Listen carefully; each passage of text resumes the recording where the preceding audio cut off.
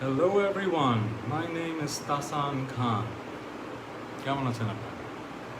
আমার সামনে অনেকগুলো ফোন, সো বোঝার চেষ্টা করছি কোথায় কী হচ্ছে। হ্যালো, যারা নয়ারে দেখছেন তাদেরকে হ্যালো, যারা মিনিসোতে দেখছেন তাদেরকে হ্যালো। আর নয়ার মিনিসোর থেকে যে কোনো একটা ফিড আমার তাসান পেজ একটু শেয়ার দিয়ে তারপরে কথা বলা শুরু করছি।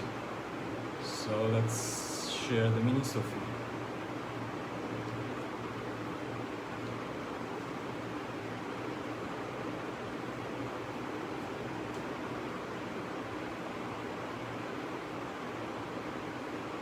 Share, write a post on your page, Tasan. Great. So কেমন আছেন সবাই? আমি কেমন আছি? প্যান্ডেমিক মহামারী সারা পৃথিবীতে যেভাবে করে এফেক্ট করছে, কেউই আসলে আমরা ভালো নেই। সো আমিও ভালো নেই, কিন্তু ভালো তো থাকতে হবে। আমরা মানবজাতি বিভিন্ন শতাব্দীতে বিভিন্নভাবে মহামারী দ্বারা আক্রান্ত হয়েছি এবং উই হ্যাভ বাউন্সড ব্যাক।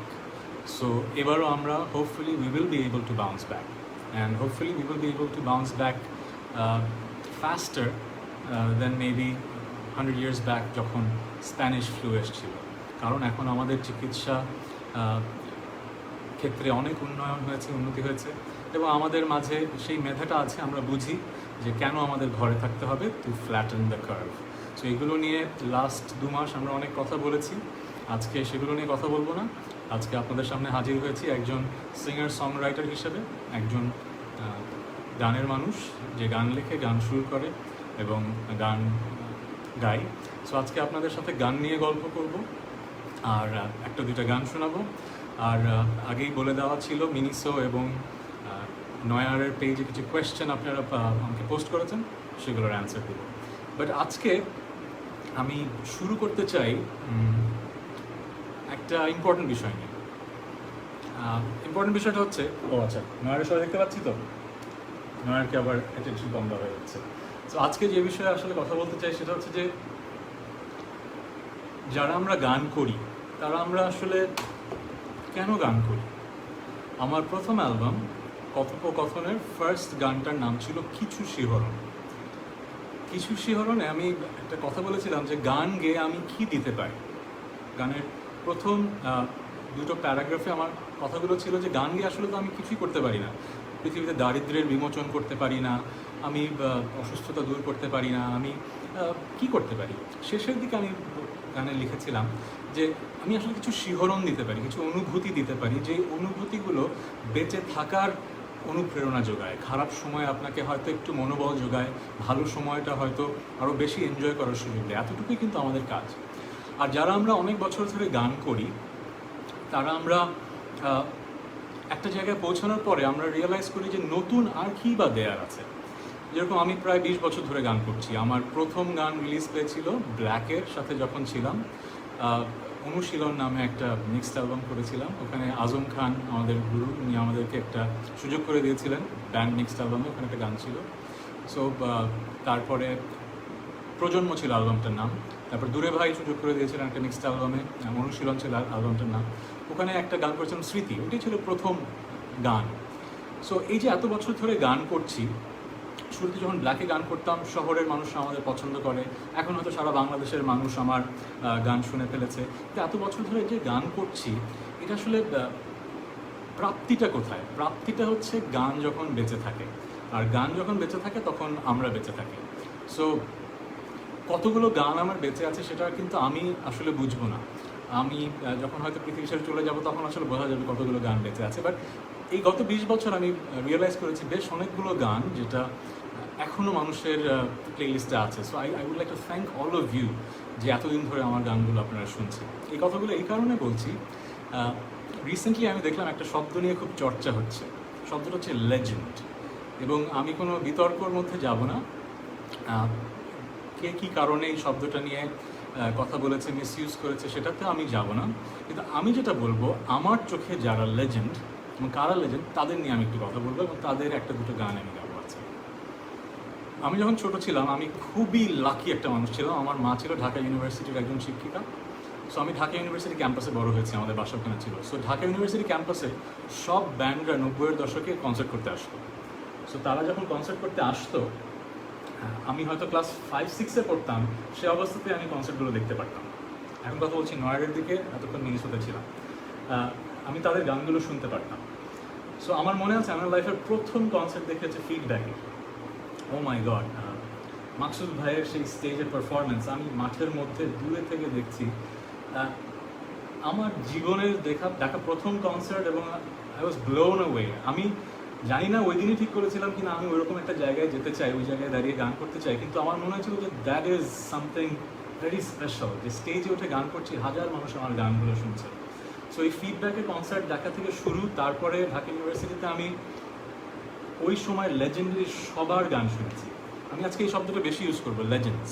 আমার কাছে ফিডব্যাক শব্দটা একটা লেজেন্ড, মাকসুদ একটা লেজেন্ড। আমি জেমস ভাইয়ের গান আমি যখন ক্লাস 6-এ পড়ি, আমি স্টেজের ঠিক সামনে দাঁড়িয়ে দেখতে পেরেছি। জেমস ভাই তখন ওনার ফার্স্ট সোলো অ্যালবাম বের করেন। ওই অ্যালবামের একটা গান অনন্যা, ও মাই গড, কি গান ছিল! জেমস ভাইয়ের চুল তখন অত বড় ছিল না, ছোট ছিল, আর সামনের দিকে কার্লি ছিল। সো জেমস ভাই তার ফেন্ডার ছিল, মানে ফেন্ডার নিয়ে গানটা গাচ্ছেন। আমি ক্লাস 6-এ বা 7-এ পড়ি, একটা ছেলে গানটা মানে আমি যে দেখছি, আমার আই স্টিল ভিভিডলি সি ইট। এখন যখন এত বছর পরে যখন কোনো দাওয়াতে জেমস ভাই কাঁধে হাত রেখে একটা কথা বলে, তখন আমার মাঝে মধ্যে মনে হয় যে জেমস ভাই আমার পাশে বসে আমাকে এই কথাটা বলতেছে। Is this real? সো আমি এই কথাটা এই কারণে বলছি যে আমি গত 20 বছরে অনেক কিছু পেয়েছি, অনেক ভালোবাসা পেয়েছি, অনেক গান আমার হিট হয়েছে। কটা গান হিট হয়েছে আপনাদের কারণে গুনতে গেলে আমি আসলে গুনে শেষ করতে পারবো না। কিন্তু আমি এখনও যাদেরকে ছোটোবেলায় আমি লেজেন্ড বলতাম, আমি তাদেরকে এখনও ওই জায়গাটাই দিই। একটা গল্প বলি। 2006 সালে প্রথম যুক্তরাষ্ট্রে একটা বাংলাদেশিদের অ্যাওয়ার্ড শোতে আমি যাই। সেখানে এয়ারপোর্ট থেকে যখন আমরা যাচ্ছি, আমাদের লিমোজিনে করে নিয়ে গেল। আমি তখন আমেরিকাতে অ্যাকুস্টিক গিটার কিনবো, আমাদের সাথে বাচ্চু ভাই ছিলেন। বাচ্চু ভাই শুনছেন, বলে যে তুই কিনবি, গিটার কিনবি, চল গিটার সেন্টারে নিয়ে যাই। সো আমি বাচ্চু ভাই একটা লিমোজিনে স্ট্রেচ লিমোতে বসে গিটার সেন্টারে যাচ্ছি, কিনে তারপরে আসতেছি। আমার ওই পুরোটা সময় মনে হচ্ছে যে আমি লাইফে কী করলাম, কীভাবে করলাম, যে বাচ্চু ভাই আমার পাশে এই স্ট্রেচ লিমোতে লিঙ্কনে বসে আমার গিটার কিনে আমরা গিটার নিয়ে আড্ডা দিচ্ছি। আমি কিন্তু তখন ব্যাপারটা ফিল করছি যে ইটস আ মিরাকল। এখনও কিন্তু যখন জেমস ভাই ইনস্টাগ্রামে বলে যে বাসায় আয়, লকডাউন শেষ হলেই আড্ডা দিই একদিন, এটা কিন্তু আমার কাছে is like it's still something special. ওই যে ক্লাস 6-এ হাফ প্যান্ট পরা অবস্থায় যখন আমি স্টেজে মাকসুদ ভাইকে দেখেছি, অথবা যখন ফার্স্ট সারিতে বসে ক্লাস 7-এ জেমস ভাইকে কনসার্টে দেখেছি, ওই সময়েও জেমস ভাই, মাকসুদ ভাই অথবা বাচ্চু ভাই আমার কাছে যা, এখনও কিন্তু যখন আমি তাদের সাথে ইন্টারাক্ট করি, এখনও কিন্তু তাই। গত বছর একটা ঘটনা ঘটেছে। আমার এক বড় ভাইয়ের বাসায় দাওয়াত। বড় ভাইয়ের সবাই পরিচিত, জেমস ভাইও আছেন, আরও অনেকে আছেন। একজন মিউজিশিয়ান ঢুকলেন, আমি কতক্ষণ তাকিয়ে আছি। বাট আরেকটা ছেলে ঢুকলো, সেও ইয়াং মিউজিশিয়ান। সে ঢুকে আমাকে দেখে ভাই তাহসান ভাই এরকম করতেছে। আমি তাকে অ্যাটেনশন দিচ্ছি না। এমনিতে কেউ আমাকে সম্মান দিলে অ্যাটেনশন দিই, কারণ আমি অ্যাটেনশন দিচ্ছি না এই কারণে, কারণ তার পাশে যে ভদ্রলোক ঢুকলেন তাকে আমি জীবনে প্রথম দেখছি, এবং সে আমার কাছে ওই রকমই একজন মানুষ যাকে দেখে আমি হতবিহ্বল হয়ে যাওয়ার মতো অবস্থা। তিনি ছিলেন সঞ্জয় ভাই, ওয়ারফেজের। আমার সাথে সঞ্জয় ভাইয়ের আসলে আগে কখনো পরিচয় হয়নি, ওই দিনই প্রথম পরিচয় হয়। তো আমি যখন ছেলেটাকে বললাম যে তুমি যে আমাকে দেখে এরকম করছো, তুমি কি জানো যে তোমার পাশে কে দাঁড়িয়ে আছে, আমি কাকে দেখে এরকম করছি? সে সঞ্জয় ভাইয়ের দিকে তাকিয়ে বলছে, না ভাই আর চিনতে পারলাম না। সো জাস্ট বিকজ এই নতুন আর্টিস্টটা আমাকে ভাবছে আমি খুব বড় একজন আর্টিস্ট, আর সঞ্জয় ভাইকে চেনে না, ডাজন্ট মিন সঞ্জয় ভাই is anything less than what he is. He is the বাংলাদেশের রক মিউজিকের হিস্ট্রিতে যদি দ্য নাম্বার 1 নেম যদি একটা লিস্টে লিখতে হয়, আই উড সে সঞ্জয় ভাই, হেভি মেটাল রকে হি ইজ দেয়ার। এখন উনি তো গত 10 বছরে কোনো গান করেননি, উনি তো গত 20 বছরে কোনো গান রিলিজ করেছেন, 20 না, হ্যাঁ, আমরা হয়তো জানি না, এই যুগের হয়তো কেউই জানে না। But that does that make him any less? So এই যে যারা এই লেজেন্ড শব্দটাকে নিয়ে অপব্যবহার করছে অথবা মার্কেটিং গিমিক খেলছে, আমি তাদেরকে বলবো যে মার্কেটিং করা ভালো, প্রমোশনাল স্ট্র্যাটেজি থাকা ভালো, কিন্তু সেটা দিয়ে কিন্তু আসলে বেশি দূর যাওয়া যাবে না। ভালো গান, স্বকীয়তা লাগবে, মৌলিক গান লাগবে, সেগুলো করতে হবে। আমি ডিরেক্টলি কাউকে এভাবে করে বলি না, কিন্তু আজকে বলতে বাধ্য হচ্ছি কারণ এত বেশি আমাকে ইনবক্সে মানুষ জিজ্ঞেস করেছে। আমার মনে হয়েছে যে সব বিষয়ে চুপ থাকলে ছোটরা শিখবে কীভাবে। সো আমি বড় ভাই হিসেবেই ছোটদেরকে বলছি, আমি যেভাবে এই মুহূর্তে আমার অনুভূতিটা শেয়ার করলাম, মাকসুদ ভাই, জেমস ভাই, বাচ্চু ভাই, সঞ্জয় ভাই এবং আরও কয়েকজনকে নিয়ে কথা বলবো, এটা কিন্তু আমি ফিল করি বলি, এবং আমি জানি যে এই যে আমার মধ্যে যে বিনয়টা, এটা ফেক না। আমি তাদেরকে ভালোবাসি এবং আমাকে ছোটোবেলায় ওই শ্রদ্ধাটা তারা দিয়েছে বলেই কিন্তু আমি এই জায়গাটায় আসতে পেরেছি এবং তাদের কাছ থেকে আমি অনেক কিছু পেয়েছি। ওই সময়টা আমি যে গান শুনতে পেরেছি, it made who I am as a musician. So আমি নতুন মিউজিশিয়ানদেরকে বলবো, বিনয়ী হতে হবে, বড়দের শ্রদ্ধা করতে হবে, আর মৌলিক গান বানাতে চেষ্টা করতে হবে। আর এই যে সস্তা পাবলিসিটি করে গান হিট করা, এটা এই যুগে আসলে আমি দোষ দিই না কাউকে, এটা সারা পৃথিবীতে একটা রিয়ালিটি হয়ে গেছে যে গান বা নাটক বা সিনেমার আগে একটা স্ক্যান্ডেল হতে হবে, একটা গসিপ হতে হবে, তাহলে প্রেসের লোকেরা তাদের নিয়ে লিখবে, তাহলে হয়তো গান বা সিনেমাটা হিট হবে। এখানে আমি সাংবাদিক ভাইদের একটু অনুরোধ করব, যখন আপনারা তো বুদ্ধিমান, আপনারা বুঝতে পারছেন যে এই মানুষটা ইচ্ছা করে কথাটা করছে জাস্ট কাটতির জন্য, আপনারা যেন পেপারে লেখেন। সো সে যদি ওই কাজটা করবো আপনারা লিখে ফেলেন, তাহলে তো আপনাদেরকে নিয়ে তামাশা করতে চাচ্ছে এবং আপনারা তামাশার পাত্র হয়ে গেলেন, তাহলে তো আপনারা আসলেই অনেক বোকা। সো আমি আমার সাংবাদিক ভাইদের বলবো যে এই বোকামিটা করবেন না। আর যারা শেয়ার দেন ওইসব স্টেটাস, শেয়ার দিয়েন না। যারা শেয়ার করার জন্য এইসব স্টেটাস দিচ্ছে, তারা শেয়ার না পেলেই হলো। তারা দেখবে যে এইভাবে অকারণে বিতর্কিত কিছু করে আমার তো প্রমোশন হচ্ছে না। সো যারা ভালো গান লিখছে, ভালো গান সুর করছে, ভালো গান গাচ্ছে, তাদেরকে নিয়ে লেখেন, তাদের গান নিয়ে লেখেন। সো আমার অনুরোধ, যারা দেখছেন, let's promote good staff and let's celebrate legends, যারা আসলেই আমাদেরকে অনেক কিছু দিয়েছে, অনেক অনেক ভালো গান বাংলাদেশে দিয়েছে। সো নয়ারকে অনেকক্ষণ অ্যাটেনশন দেয়নি। সো আজকে অনেক লেজেন্ডদের নিয়ে কথা বললাম, দুটো লেজেন্ড নিয়ে কথা বলবো যাদেরকে নিয়ে আমি ইচ্ছা করে আজকে কথা বলবো, কারণ তারা অনেক বছর ধরে যে গানগুলো করেছিলেন সেগুলো হয়তো সামনে আসেনি। প্রথম যেই মানুষটার কথা বলবো, চন্দন ভাই। উইনিং নামে একটা ব্যান্ড ছিল বাংলাদেশে, অসম্ভব জনপ্রিয় একটা ব্যান্ড ছিল এবং তাদের অ্যালবামগুলো আমরা লাইনে দাঁড়িয়ে কিনেছি নিউ ইয়র্কে, মনে আছে। সো উইনিংয়ের কয়েকটা গান বেঁচে এখনও আছে। রিসেন্টলি যেটা হয়েছিল গত বছরই, ফ্রেন্ডরা যখন রিউনিয়ন করি পুরনো, তখন তো বসে গান গাই। সো কোন গানগুলো বারবার ফিরে আসে? উইনিংয়ের গানগুলো কিন্তু আসে। সো উইনিংয়ের গানগুলো কিন্তু বেঁচে আছে। উইনিং কিন্তু আমার কাছে, আমার বন্ধুদের কাছে লেজেন্ড। কিন্তু এই যুগে বেশিরভাগ মানুষই কিন্তু উইনিংকে হয়তো চেনে না, চন্দন ভাইকে হয়তো চেনে না। রিসেন্টলি গান বাংলায় ওনার একটা গান হৃদয় জুড়ে প্রকাশ হওয়ার পরে আবার অনেক মানুষ জানবে। কিন্তু দ্যাট ডাজন্ট মিন যে হি ইজ এনিথিং লেস। উনি বাংলা গানকে 90-এর দশকে যা দিয়েছেন, সেটা আসলে বাংলা গান ওনার কাছে ঋণী। So I would ask people, আমার এইজ গ্রুপে যারা উইনিংয়ের গান শুনেছি, তারা যেন উইনিংয়ের গান বিভিন্ন জায়গায় আমরা প্লে করি। সো আজকে উইনিংয়ের একটা আমার খুব প্রিয় গান, আমি জাস্ট দুটো প্যারা আপনাদেরকে একটু শোনাচ্ছি।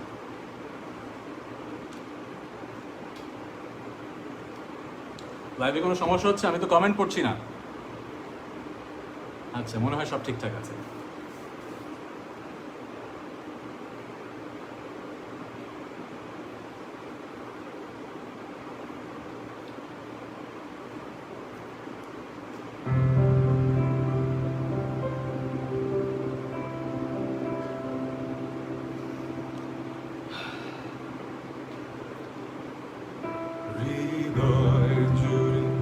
যত ভালোবাসা শুধু তোমাকে দেব ভেবে, স্বপ্নের মনে রঙিন আশা শুধু তোমাকে পাবো ভেবে, মনে জাগে এক রঙিন আশা শুধু তোমাকে ভালোবাসবো ভেবে, হৃদয় জুড়ে যত ভালোবাসা শুধু তোমাকে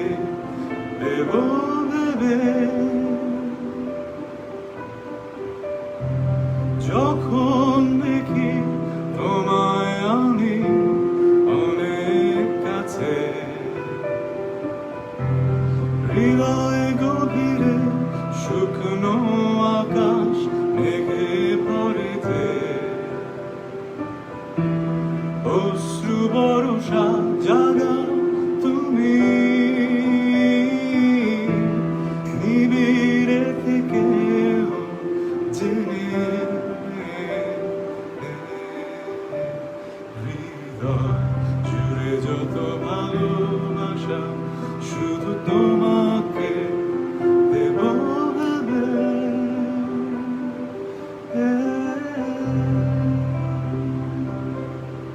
গানটা আমার লেখা না, আমার সুর করা না, আমি ভালো করে গাইতেও পারি না। তো আমি গাইলাম কেন? আমি গাইলাম কারণ আমার অনেক ভক্ত আছে, তারা আজকে একটু হলেও উইনিংয়ের এই হৃদয় জুড়ে গানটার একটু ফিলটা পাবে। তারা ইউটিউবে যে বা কোথাও যে উইনিংয়ের এই গানটা শোনার চেষ্টা করবে, চন্দন ভাইয়ের যে ম্যাজিক, ওই ব্যান্ডের যে ম্যাজিকটা ছিল ওটা ফিল করবে। অরিজিনাল ভার্সনটা তারা শুনবে, আবার গান বাংলায় তাপস যেই সুন্দর ভার্সনটা করবে সেটা তারা শুনবে। সো হবে কি, ওই পুরোনো গানটা বেঁচে থাকবে। সো আমি ব্যাপারটা বুঝি, আমার যখন পুরোনো গান কেউ গায়, এটা বেঁচে থাকে, আমার ভালো লাগে।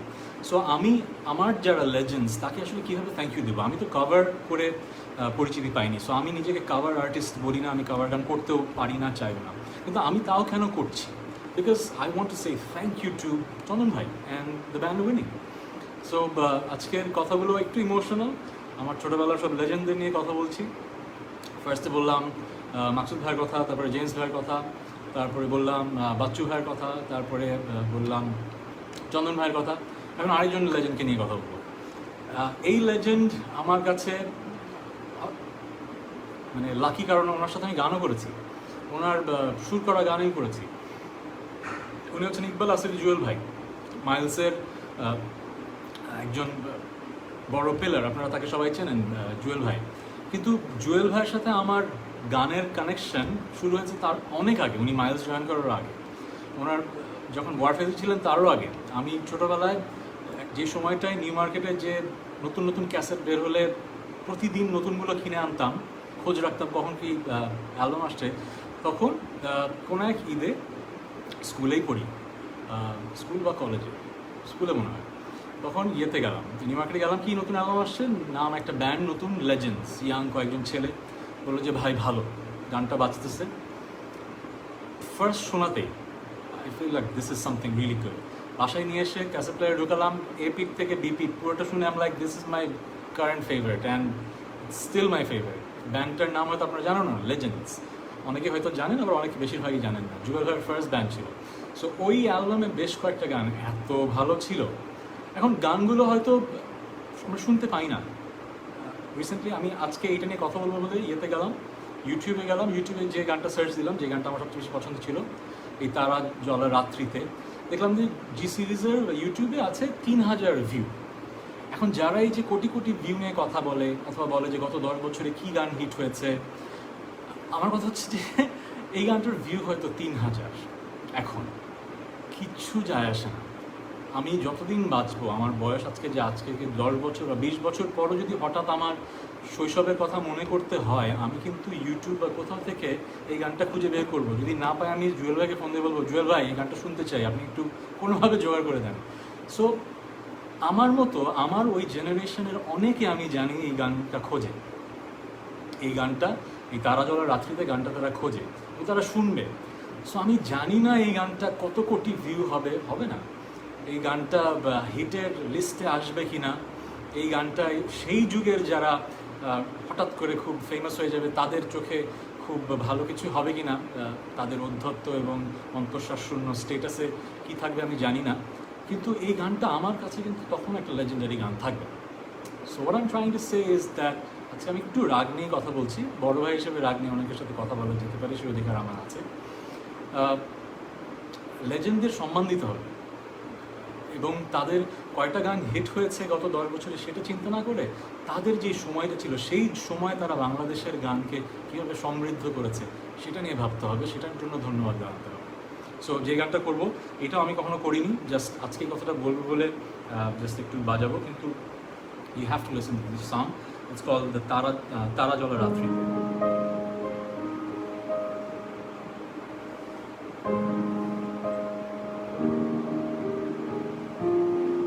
আর এই গানটা আমার জন্য অনেক স্পেশাল, কারণ আমি আজকেই বুঝতে পারলাম এই গানটা আমার অনেকগুলো গানকে ইনফ্লুয়েন্স করেছে। আমি যখন কর্ডগুলো বাজাচ্ছিলাম আমি দেখলাম যে আমি তো এই কর্ড প্রফেশনের গান বানাই। সো এই কথাটা তো আমি জানতামও না যদি আজকে আমি কথাটা বলতে না যাইতাম। আমি জানতাম যে গানটা আমার খুবই ফেভারিট, কিন্তু এই গানের প্রোগ্রেশন যে আমাকে ইনফ্লুয়েন্স করেছে, জুয়েল ভাই আমাকে হয়তো ইনফ্লুয়েন্স করেছে, এটা তো আজকের এই লাইফটা না আসলে আমি হয়তো বুঝতাম না। সো জুয়েল ভাই, thank you very much for this song. ওই তারা জলা রাত্রিতে যেদিন আমি প্রথম তোমায় দেখি, সেই দিনটি আমি কি কখনো বা ভুলতে পারি। আমি ভালোবাসি তোমায়, তুমি কি তা জানো না? কখনো বলনি তুমি তো ভালোবাসো আমায়, কিনা সে তো অজানা।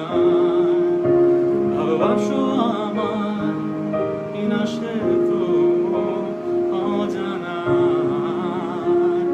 ভালোবাসো আমায়।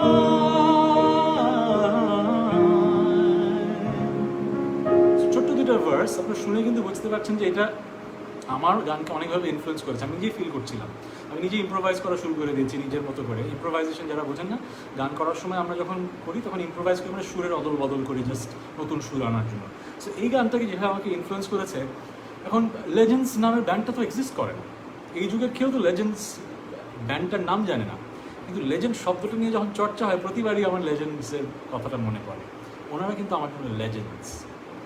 সো যাদের কথা আজকে আমি বলছি, মাকসুদ ভাই, জেমস ভাই, বাচ্চু ভাই, জুয়েল ভাই, সবাই কিন্তু আমাদের একটা সময় যে পরিমাণ গান দিয়েছেন সেটা আসলে এখনও বেঁচে আছে।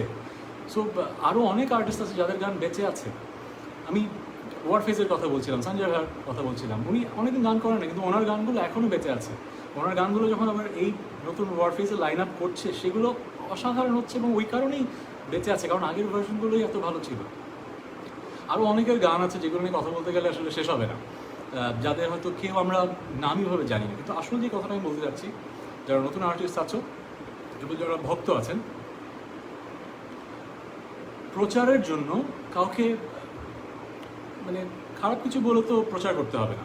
আমরা যখন গান করেছি তখন তো আসলে প্রচার হয়েছিল তো, কিন্তু ব্যাপারটা পাল্টে গেছে। আমাদের সময় যখন ক্যাসেট বা সিডি ছিল, প্রতিদিন আমরা পোস্টারিং করতাম আগের এক সপ্তাহ ধরে, রাস্তাঘাটে আমাদের অ্যালবামের পোস্টার থাকতো। তারপর পেপার পত্রিকায় আমরা কোম্পানি থেকে অ্যাডস যেত, যেরকম সিনেমার অ্যাডস যেত, অ্যালবামের অ্যাডস যেত, সেটাও এখন আর যায় না। পেপার পত্রিকায় আমাদেরকে নিয়ে নিউজ হতো কী কী অ্যালবাম আসছে। এখন হয়েছে এই কালচারটা বদলে গেছে, পোস্টারিংও হয় না, পেপার পত্রিকায় নিউজও হয় না। নিউজ যেটা হয় যে কে কী স্টেটাস দিল, কার দাম্পত্য কলহের জেরে কী হয়ে গেল, কার কে ড্রাইভিং লাইসেন্স পেলো, কার মানে এইসব জিনিস নিয়ে নিউজ হয়। কিন্তু একটা ভালো গান লেখা হলো, এটা নিয়ে নিউজ কী হলো। আগে আমার মনে আছে আমাদের গানগুলো যখন রিলিজ পেত ডেইলি স্টারে, তখন ইংরেজি ভাষায় পত্রিকা রাখতাম, রিভিউ দেওয়া হতো গান বাই গান, যে কোন লিরিকটা কেমন, কোন সুরটা কেমন, কোন গানের লিডটা কেমন, আমরা পড়তাম যে আমাদের গান নিয়ে কী লেখা হলো। এখন আমাদের গান রিলিজ পায়, তেমন কিছু লেখা হয় না গান নিয়ে, আমরা পড়িও না। কী লেখা হয়? এত লাখ ভিউজ, এত মিলিয়ন ভিউজ, এত কোটি views. This is very sad, because যে গানটা আজকে এত কোটি ভিউজ, আমি নাম ধরে বলে দিতে পারি, 2 বছর আগে, 3 বছর আগে, 4 বছর আগে, আজকে মানুষ গানটা শোনে না। কিন্তু এমন অনেক আর্টিস্ট আছে গত 10 বছর 20 বছর আগের গান করেছে, এখনও মানুষ শুনছে। সো আসলে এই যে এই ব্যাপারটা কত কোটি ভিউজ সেটা দিয়ে যে গান জাজ করা, এটা আসলে ইজ নট রাইট। আমার সবচাইতে হিট গানগুলো সেগুলো ইউটিউবের ভিউজ নাই, কারণ এটা ইউটিউবে ছিলই না কখনো। আমি যদি বলি আলো, ইউটিউবের কয়েকশো চ্যানেলে আপ করা ছিল, সেগুলো টেক ডাউন করা হয়েছে, তারপরও কিছু জায়গায় হয়তো মিলিয়ন মিলিয়ন ভিউ, কিন্তু সকটি ভিউ তো নাই। প্রেমাতাল, বিন্দু আমি, এরকম তো ভিউ নেই। ছুঁয়ে দিলে মন সিনেমাতে একবার 1 কোটি ভিউ হলো, নামিয়ে দিল আরেক চ্যানেলে 1 কোটি হয়ে গেলো, কী যায় আসে? 5 বছর পরে যে শুনছে এইটাই যায় আসে। ঈর্ষা, দূরে তুমি দাঁড়িয়ে 14 বছর আগে গানটা করেছি, তখন ওই বছরের হয়তো সবচেয়ে হিট গান ছিল। এখনও যখন মিনিসোতে দাঁড়িয়ে হঠাৎ করে এমনি গাই, সেটা আবার মানুষ শোনে। কেন শোনে? বিকজ গানটা, লেখাটা মানুষের মন ছুঁয়ে গেছে। কোনো মার্কেটিং স্কিমের জন্য কিন্তু মানুষ শোনে না। So I am making a, কী বলবো, একটা request to my fellow musicians এবং ফ্যান্স যারা নেক্সট জেনারেশন, পাবলিসিটির জন্য এরকম মানে তৈরি করতে হবে না এরকম কনফ্লিক্ট, অথবা এরকম আমরা যেটা বলি আজকাল, শব্দটা মাথায় মুহূর্তে আসছে না, আমরা তৈরি করি, স্ক্যান্ডাল তৈরি করি, ঠিক আছে? স্ক্যান্ডাল তৈরি করে ইচ্ছা করে সেই আর্টিস্টের যখন কন্টেন্ট আসবে তার আগে পিছিয়ে কাজটা করি। এটা আমরা যেন না করি, আর সাংবাদিক ভাইরা যেন এটা না লিখি, আর ভক্তরা যেন সেটা না শেয়ার দিই। যখন একটা ভালো গান লেখা হবে সেটা শেয়ার দিই। সেটাই আজকে আমার মূল কথা ছিল। আর আমি থ্যাংক ইউ জানাতে চাই নয়ারকে এবং মিনিসোকে। এর মাঝে লকডাউনে অনেকবার লাইভে এসেছি, এমনিতে আমি লাইভে আসি না, I really don't like the concept, ভালো লাগে না, কারণ দেখতে কেমন লাগে, মুখটা ফোলা ফোলা লাগে, আর লাইভের ব্যাপারটা মানুষ পছন্দও করে না আমার মনে হয়। কিন্তু লকডাউনে লাইভে এসেছি কারণ ঘরে বসে তেমন কিছু করার নেই। তো আমার মনে হচ্ছে যে লকডাউনে এমন কিছু বলার আছে যেটা বললে হয়তো মানুষ ঘরে থাকবে, এই কারণে লাইভ বেশ কয়েকবার এসেছি, কিন্তু লাস্ট আবার থামিয়ে দিয়েছি। কিন্তু আজকে এসেছি দুটো কারণে। একটা কারণে যে মিনিসো এবং নয়ারের সাথে আমার একটা রিলেশনশিপ আছে। আমরা যারা সেলিব্রিটি, আমাদের তো অনেক মানুষ আমাদের পেজে থাকে, সো তাদেরকে আমরা অনেক কিছু বলে মানুষ শুনতে পারে। সো আজকে ওদের এই দুটো সুন্দর ব্র্যান্ড আমাকে দুটো ভালো কথা বলতে আমাকে অনুরোধ করেছে। আমরা কিন্তু ঘরে আছি একটা কারণে আছি, two flatten the curve. 1920s যখন স্প্যানিশ ফ্লু এসেছিল, প্রথমবার যখন লকডাউন তুলে দেয় তখন মানুষ খুশি হয়ে এত বেশি বাইরে ঘোরাঘুরি শুরু করে, সেকেন্ড ওয়েভে কিন্তু তার চেয়ে অনেক বেশি গুণ মানুষ মারা যায়, আরেকটা থার্ড ওয়েভ আসে, আরও বেশি মানুষ মারা যায়। তো আমরা কেউই চাই না বাংলাদেশে অথবা সারা পৃথিবীতে আবার একটার পর একটা ওয়েভ আসুক। আমরা যেন ঘরে বসে থাকার অভ্যাসটা রাখতে পারি, জরুরি কাজে আমরা বাইরে যাব অথবা যাব। যেসব ব্যবসা প্রতিষ্ঠান বন্ধ রেখেছেন আপনারা মানুষের কথা চিন্তা করে, তাদের ধন্যবাদ। তার মধ্যে মিনিসো এবং নয়ার দুটো প্রতিষ্ঠান, অনেক বড় প্রতিষ্ঠান, কিন্তু তারা কিন্তু ঈদে আপনাদের জন্য বন্ধ রেখেছে only because they want to make sure যে আমরা ঠিক কাজটা করি। ব্যবসা হবে, যারা বড় বড় প্রতিষ্ঠান তাদের ব্যবসা কিন্তু থেমে থাকবে না, তাদের ব্যবসা একটা সময় হবে, কিন্তু তারা যদি তাদের কর্মীদের ঝুঁকিতে ফেলে দেয়, তাদের যারা ক্রেতা আসবেন তাদেরকে ঝুঁকিতে ফেলে দেয়, তাহলে কিন্তু সেটা ভালো হবে না। এই রিয়েলাইজেশন থেকে কিন্তু মিনিসো এবং নয়ার কাজটা করেছে। তো মিনিসো এবং নয়ারকে অনেক ধন্যবাদ। I really like their slogan, shopping can wait, safety can not. So make sense, shopping can wait, life can wait, but if you die what happens then? অনেকক্ষণ কথা বলবো না, বেশি কথা বলবো না। আমি আপনাদের আগাম ঈদ এর শুভেচ্ছা জানাতে চাই। ঈদের মুড আসলে আমাদের কারোই নেই। আমি এবার আমার লাইফের ঈদের সবচেয়ে বেশি যেটা মিস করছি, আমি ঈদে প্রত্যেক ঈদের চাঁদ রাতে আমার মেয়েকে নিয়ে যে শপিংয়ে যাই, এটা আমার জন্য খুব স্পেশাল একটা মুহূর্ত। মানে একসাথে চয়েস করা, ট্রায়াল রুমে যেয়ে ওর সাথে ওকে ট্রায়াল দিতে হেল্প করা, এবার কিন্তু সেটা করতে পারিনি এবং করবো না। আমি জানি যে এটাই ঠিক কাজ। সো আমিও আপনাদেরকে অনুরোধ করবো যে আপনারাও ঠিক কাজটা করবেন। কিন্তু এই যে এই ঠিক কাজটা করছি, এই যে মনে কষ্ট নিয়ে করছি, তারপরেও কিন্তু আমাদেরকে একটু হলেও খুশি থাকতে হবে, কারণ আমরা অনেকের চেয়ে ভালো আছি। যেই মুহূর্তে আপনি ফোনে এই লাইভটা দেখতে পাচ্ছেন, মানে আপনি অনেকের চেয়ে অনেক ভালো আছেন। আমরা যারা সুবিধা বঞ্চিত তাদের পাশে অনেকভাবে দাঁড়ানোর চেষ্টা করছি, যারা সচ্ছল মানুষ আছি, কিন্তু তার মানে এই না যে আমরা একেবারে সবসময় একদম মন খারাপ করে থাকবো। ঈদের দিন আমরা যতটুকু পারি একটু খুশি থাকবো, যারা আমাদের পরিবার পরিজন তাদের সাথে একটু ভালো থাকবো, এটাই অনুরোধ। আর লাস্ট একটা কথা বলে বিদায় নিব একটা গান দিয়ে। পুরো গান হয়তো গাইতে পারবো না, গানটা শুরু হচ্ছে। আমার মা অনেকদিন ধরেই গত এক দুই মাস ধরে বলছিল, তুই অনেকদিন গান বেশি লিখিস না, তুই তো আগে লিখতি। আমার ফ্যানরাও যেটা বলে, কেন লিখিনি সেটার একটা কারণ আছে। তুই এই করোনা ভাইরাসের এই সময়টা নিয়ে এটা নিয়ে একটা গান লেখ, এটা আমার মা বলছিল। আমি অনেকদিন ধরে বলছি না, এই সময় গান আসলে আসে না। চেষ্টা করেছি, লেখালেখি করেছি অন্য বিষয়, কিন্তু এই বিষয় নিয়ে গান আসলে আসছিল না। আমার এক বন্ধুর মা মারা যান গত সপ্তাহে, এবং এত ট্র্যাজিক যে যেই বন্ধু সবসময় আমি জানি যে আমার ক্লোজ বন্ধু, তার ফ্যামিলিতে কেউ মারা গেলে আমি তার জানাজাতে যাব। আমি যে জানাজাতে যেতে পারছি না, এই কষ্টটা যে কতটা কষ্টের ওই দিন আমি বুঝতে পেরেছি। কারণ এর আগেও পেপার পত্রিকায় নিউজ দেখেছি, টিভিতে নিউজ দেখেছি, কিন্তু এই প্রথম আমার কাছের একজন যার জানাজাতে আমি যাবই আমি জানি, আমি কিন্তু যেতে পারিনি। ওই কষ্টটা থেকে আমি আসলে কিছু তো লিখতে চেয়েছি, কিন্তু আমি আসলে কিছু লিখতে পারিনি। আমার লেখাটা চলে আসছিল যে একটা ধরনের নেতিবাচকতা চলে আসছিল লেখার মাঝে। সো আমি আমার নেতিবাচকতাটা দিয়ে আমি লিখতে চেয়েছি। আমার নেতিবাচকতাটা ছিল যে মানব জাতি আজকে যে এখানে এই যে মহামারী অথবা চারিদিকে যে এত দুর্যোগ, যেরকম পৃথিবীতে অনেক দুর্যোগের মধ্যে সবচেয়ে বড় দুর্যোগ হচ্ছে ধনী গরিবের যে ভেদাভেদটা। Redistribution of incomes is according to me the most important thing that we should be thinking about. We should be thinking about climate change, পরিবেশ দূষণ এবং পৃথিবীকে আমরা কীভাবে ধ্বংস করছি সেটা নিয়ে আমাদের চিন্তা করা উচিত। কিন্তু এই যে ধনী গরিবের ভেদাভেদ আর পরিবেশ দূষণ, এটা আমরা চিন্তা করি না। আমরা এত গ্রিডি, প্রতিনিয়ত শুধু অর্থনৈতিক সমৃদ্ধি, জিডিপি গ্রোথ, এগুলো নিয়ে শুধু চিন্তা করি। সো আমার মনে ছিল যে এইটা নিয়ে আসলে লিখতে হবে যে আসলে মানব জাতিকে কেউ একজন বলছে যে তোমার এটা বদলাতে হবে। আর এটা বলতে আসলে করোনা ভাইরাসে আমাদের কাছে এসছে এই কথাগুলো বলতে। সো কথাটা শুনতে কেমন লাগলো জানি না, কিন্তু আমি আমার গান যেটা লিখেছিলাম ওই দিন, গান হিসেবে লিখিনি, কবিতা হিসেবে, অদৃশ্য পরজীবী, কথাগুলো আসলে কিন্তু সেটাই।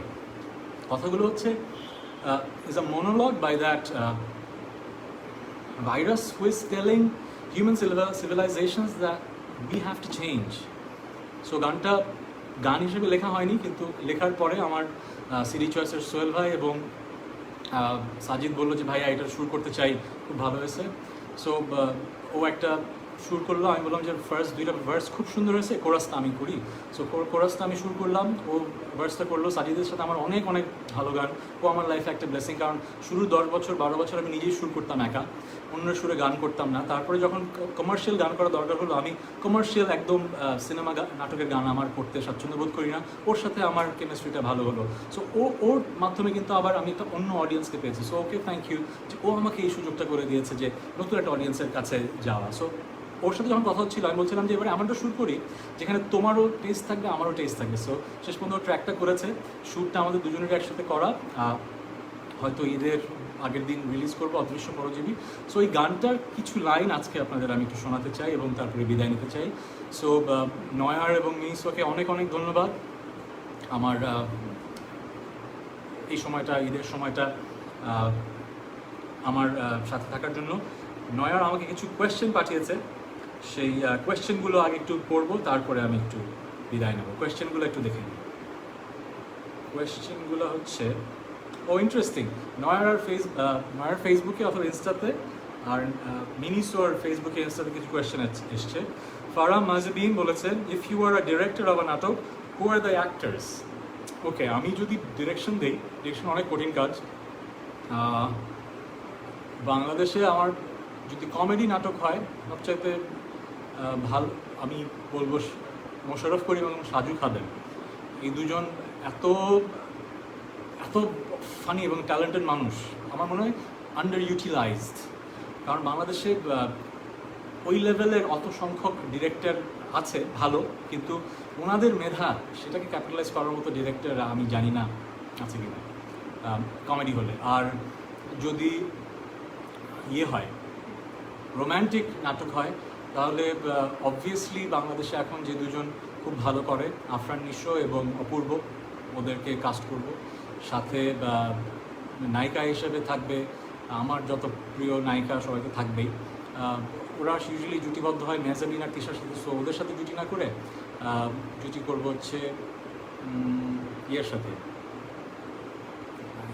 নুসরাত ইমরোজ তিশার সাথে। ও অসাধারণ অ্যাক্ট্রেস, এই পেয়ারের নাটক দেখিনি, এইটা করব।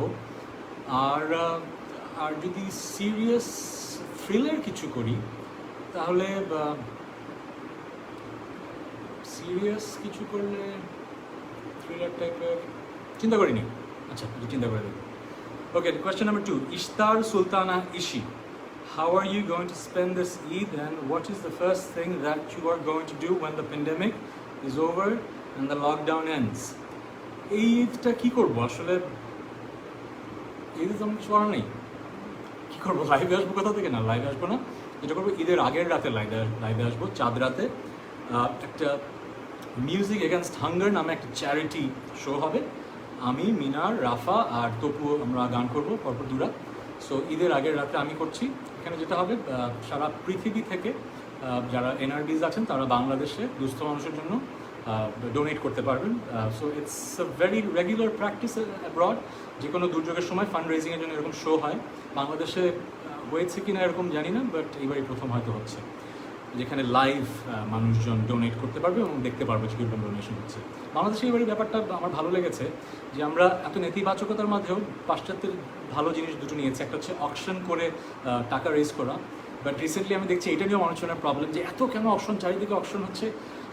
এটা তো আসলে বাংলাদেশের একটা কী বলবে, কিছু মানুষের একটা ব্যাপার। কোনো কিছু শুরু হলে একটু বেশিও হয়, আবার কিছু করা শুরু হলে সেটাকে কীভাবে করে মানুষ খারাপ বানিয়ে ফেলে সেটা আসলে আমরা সব জায়গাতেই দেখেছি। বাট উদ্যোগটা কিন্তু ভালো, আমরা ভালো উদ্যোগের সাথে থাকি। সো ওই কনসার্টটা করবো ঈদের আগের রাতে। আর ঈদের দিন কী করবো এখনও ঠিক করিনি, দেখি। প্রিয়তা অশ্রু লিখেছে, what is the weirdest rumour that you have heard about yourself? Rumour তো অনেক শুনেছি, অনেক রকমের শুনেছি। শুরুতে 20 বছর আমি 2003-এ প্রথম একটু ফেম পাওয়া শুরু করেছি, বাট খুব অল্প ফেম। যেরকম আমি হয়তো একটা রেস্টুরেন্টে বসে আছি, পাশের টেবিলে ব্ল্যাকের অ্যালবাম নিয়ে কথা হচ্ছে, ব্ল্যাকের অ্যালবামের স্লিভের ছবিটা দেখেছে, আমাকে নিয়ে কথা হচ্ছে, বাট আমার চেহারা দেখেনি। ওই জায়গা থেকে আজ পর্যন্ত, যেখানে হয়তো 16 কোটি মানুষের সবাই আমাকে চেনে। সো এই পুরো সময় অনেক রকমের রুমার আমি শুনেছি। শুরুর দিকের রুমারগুলো খুবই হার্ট করতো। তারপরে I have come to realize যে এটা শুধু আমার না, এটা সারা পৃথিবীর প্রত্যেকটা পাবলিক ফিগারের এটা কোলাটারাল একটা কী বলবো অকুপেশনাল হ্যাজার্ড। এটা হবেই, প্রত্যেক অকুপেশনের একটা হ্যাজার্ড থাকে। যেরকম যারা এখন ডাক্তার, তাদের হ্যাজার্ড কি? এই যে কষ্ট করে মানে পিপি পরে তারা রিস্ক নিয়ে সেবা দিচ্ছে, এটা তাদের পেশার একটা হ্যাজার্ড। তারা কিন্তু কমপ্লেন করছে না, কারণ তাদেরকে অ্যাকসেপ্ট করতে হচ্ছে, এটি দে সাইন্ড আপ ফর ইট। কিন্তু আমার প্রফেশনে কিন্তু আমার সাথে করতে হচ্ছে না, আমার পিপিই পরে হাসপাতালে যে বসে থাকতে হচ্ছে না। আমার প্রফেশনে অন্যরকম হ্যাজার্ড। সো আমাকে আমার হ্যাজার্ডগুলো অ্যাকসেপ্ট করতে হবে। আমার প্রফেশনের হ্যাজার্ড হচ্ছে এইটা, মানুষ পাবলিক ফিগারদের নিয়ে গসিপ করবে, গুজব বানাবে, বানিয়ে বানিয়ে কথা বলবে, এবং সেটা হয়তো অনেকে বিশ্বাস করে ফেলবে। সো এখন আর আসলে এগুলো ভাবি না, কষ্টও লাগে না। বাট সবচাইতে উইয়ার্ড ছিল অনেক আগে, ব্ল্যাকে তখন ছিলাম মনে হয়, কোনো একটা সিঙ্গার তখন সুইসাইড করে। তারপরে কোনো একটা কারণে ভিকারুন্নস স্কুলে ছড়িয়ে যায় যে সেই মেয়েটা মনে হয় আমার গার্লফ্রেন্ড ছিল, তার জন্য নাকি কিছু একটা। সবাই আমাকে ফোন দিয়ে বলে যে আপনার গার্লফ্রেন্ড ঠিক আছে, আপনার গার্লফ্রেন্ড ঠিক আছে। আমি আমার তো গার্লফ্রেন্ড ঠিক আছে না। তখন আমার যার সাথে রিলেশনশিপ ছিল তার সাথে আমার বিয়ে হয়। সো আমার গার্লফ্রেন্ড তো ঠিকই আছে। কিন্তু আমি তখন খুবই ভয় পেয়েছিলাম, মানে আমার গার্লফ্রেন্ড ঠিক আছে মানে সবার যে কনসার্ন আমার, সো ওইটা উইয়ার্ড ছিল ব্যাপারটা। বাট এরপরে আই রিয়েলাইজ যে এরকম গসিপ জীবনে আসবে, but I have to live with it. Number 4 হচ্ছে Farah Mazbin, if you could travel now, which destination you would choose and why? And if you can invite anyone in the world as your dinner guest, who would be the person and why? এটা খুবই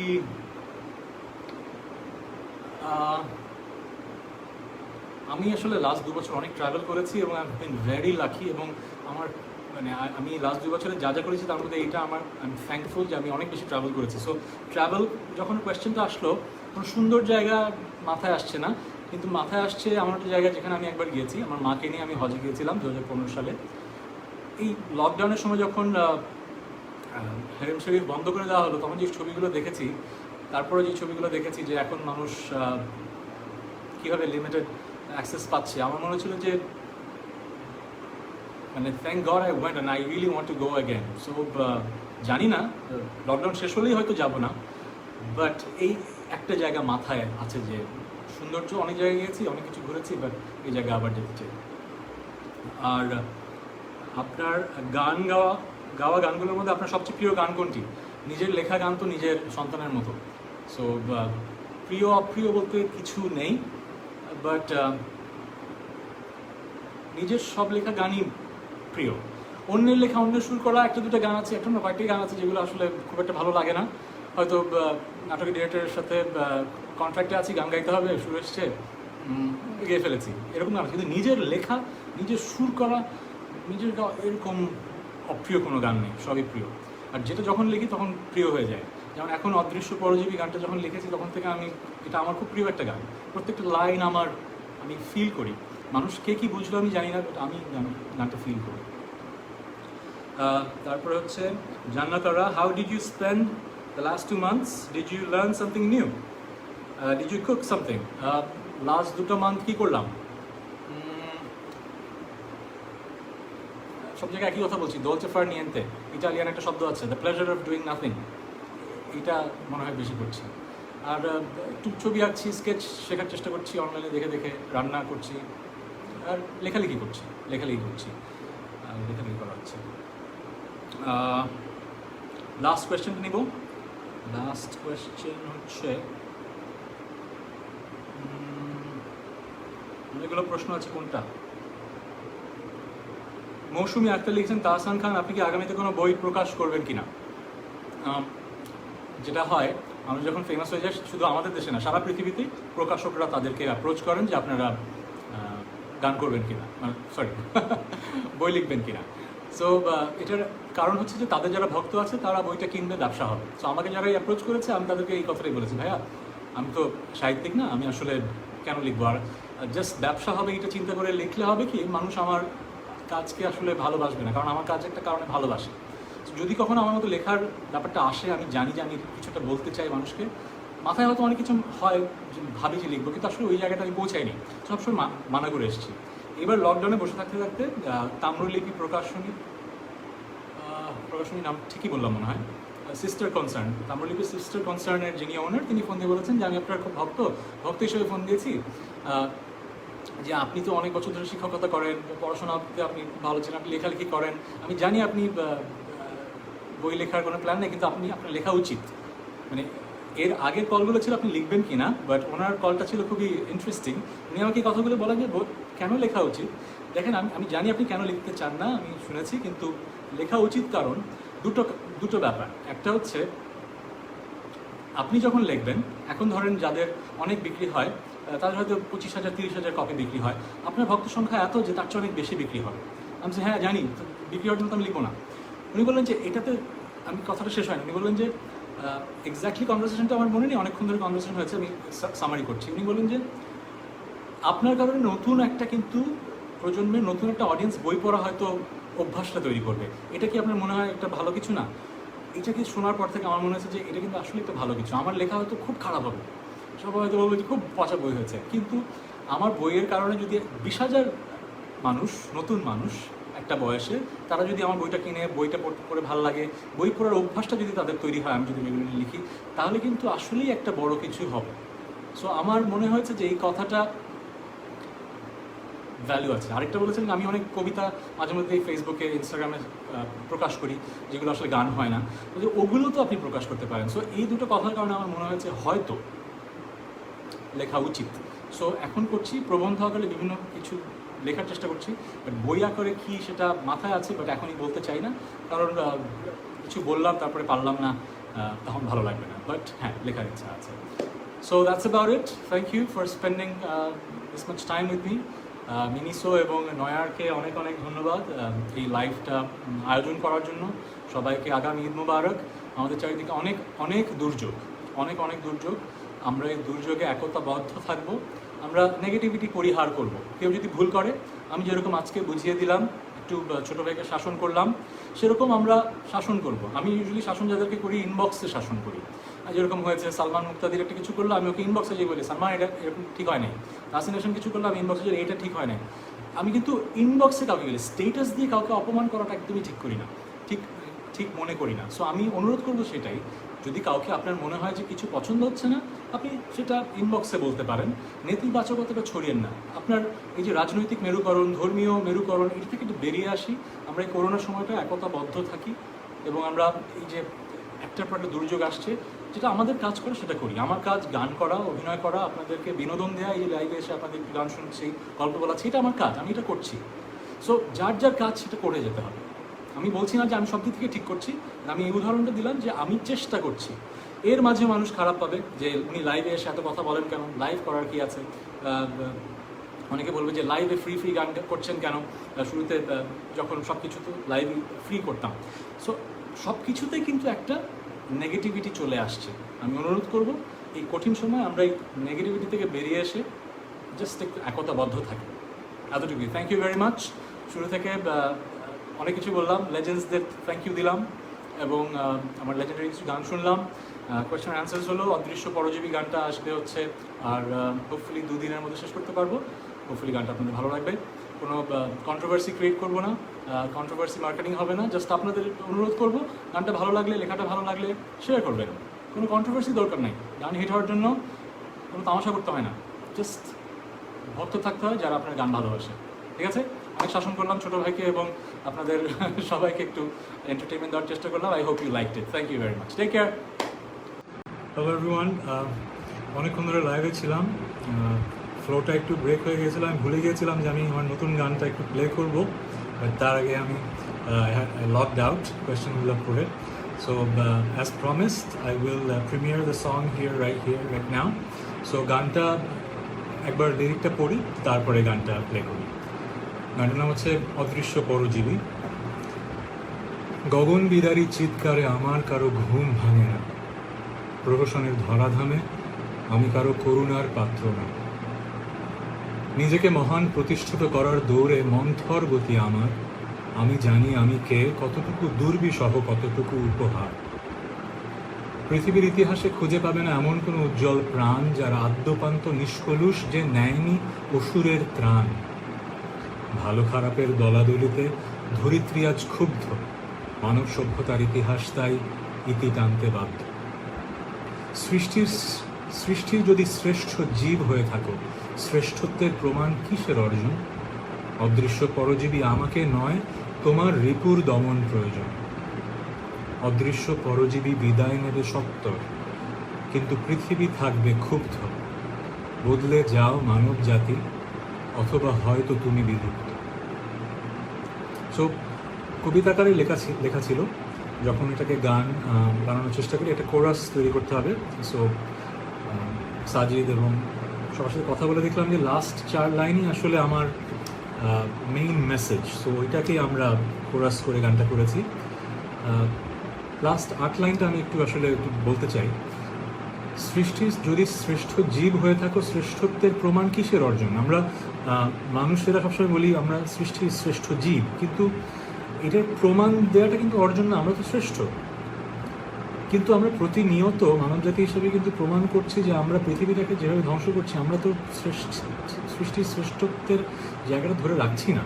so ওইখান থেকেই আসলে পরজীবী আমাদের বলছে, অদৃশ্য পরজীবী আমাকে নয়, তোমার রিপুর দমন প্রয়োজন। মানব জাতিকে চিন্তা করতে হবে যে আমাদের নিজেদের বদলাতে হবে। তাই কোরাসের প্যারাটা আমি যেটা লিখেছি, অদৃশ্য পরজীবী বিদায় নেবে সত্তর, কিন্তু পৃথিবী থাকবে ক্ষুব্ধ। এই এপিডেমিক শেষ হবে, কিন্তু mother nature is still going to be mad with us, because we are not doing justice. এ কারণেই শেষ দুটো লাইন হচ্ছে, বদলে যাও মানব জাতি, অথবা হয়তো তুমি বিলুপ্ত। আমরা যতটাই নিজেদেরকে ইভলভড ভাবি, human civilisation, mother nature is brutal. আমাদের আগেও আরও অনেক বড় অনেক স্পিসিস কিন্তু বিলুপ্ত হয়ে গেছে। সো মাদার নেচারকে কিন্তু আমাদের ওই রেসপেক্টটা দিতে হবে। সেখান থেকেই আসলে এই গানটা। সো গানটা আমি একটু প্লে করি। একটু আগেই নেক্সট ফার্স্ট ভার্সন পেলাম, দেখি শুনতে কেমন লাগে। প্যান্ট অফ করে দিই।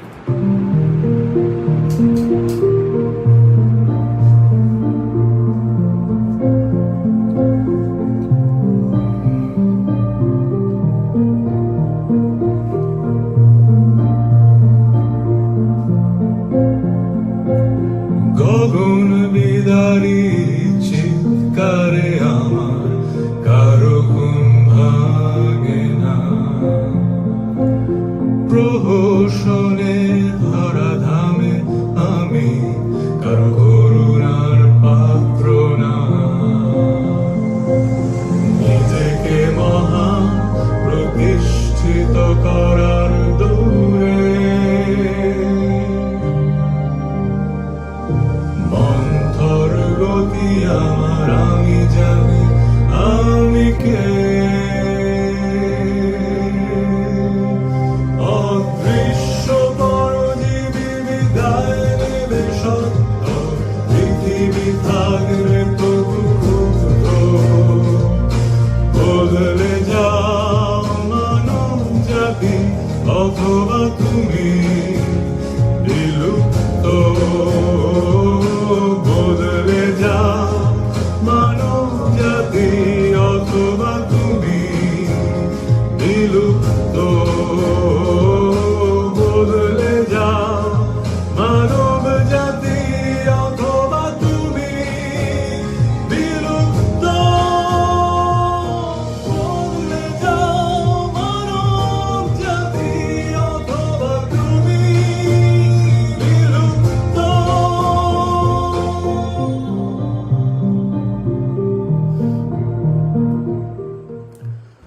Thank you for bearing with me. আগের লাইফটা আগে বন্ধ হয়ে গিয়েছিল। So again thanks to Miniso and thanks to Noir for doing the right thing.